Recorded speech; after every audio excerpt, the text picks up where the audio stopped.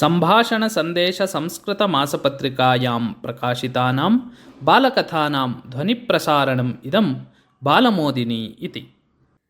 शीतऋतोः मनमोहिका प्रभातवेला। मात्रा सह कम्बलावस्थितः मार्तण्डः वातायनतः बाह्यं दृश्यं पश्यन् आसीत्। बहिः पानीयस्थापनस्थाने बहवः पक्षिणः कलरवं कुर्वन्तः भोजनकणानाम् आनन्दं गृह्णन्तः आसन्। मार्तण्डः मातरम् अवोचत्, अम्बा, मनुष्यः मरणोत्तरं पुनः जन्म गृह्णाति नु? आं पुत्र इति अवदत् माता। मार्तण्डः स्वीयां पितामहीम् एव संस्मरन् आसीत्, यतोहि सः तस्याः अक्ष्णोः तारा अवर्तत। पितामह्यां परलोकं गतायां केचन एव मासाः व्यतीताः आसन्।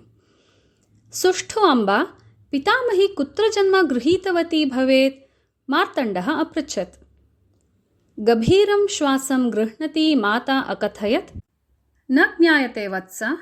पितामहः तु वदति स्म यत् मनुष्यः कीटपतङ्गपशुपक्षिप्रभृतिषु यादृशः भवितुमिच्छति सः तादृशः एव भवति इति। एतत् श्रुत्वा मार्तण्डः अवदत्, अम्बा, पितामही पक्षिणी एव जाता स्यात्, यतोहि सा चलितुं न शक्नोति स्म नु। सा भगवन्तं पक्षान् एव याचितवती स्यात्, येन अनावृते आकाशे कुत्रापि उड्डीय गन्तुं शक्यं स्यात्। एवं ननु अम्बा? तदा माता कथितवती, आं पुत्र, एवं भवितुमर्हति।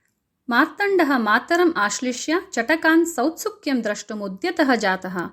मातुः स्मृतौ सः वृद्धः कपोतः, सा च रुग्णा चटका इत्यादयः आयाताः, यैः पक्षेषु सत्सु अपि उड्डयितुं न शक्यते स्म।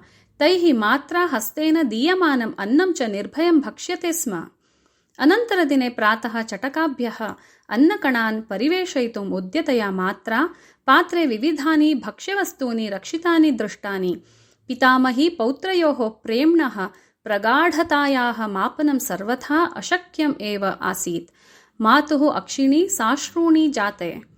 इदानीं मार्तण्डः प्रतिदिनं स्वभक्ष्यस्य कञ्चित् भागं चटकाभ्यः दत्त्वा एव भक्षयति।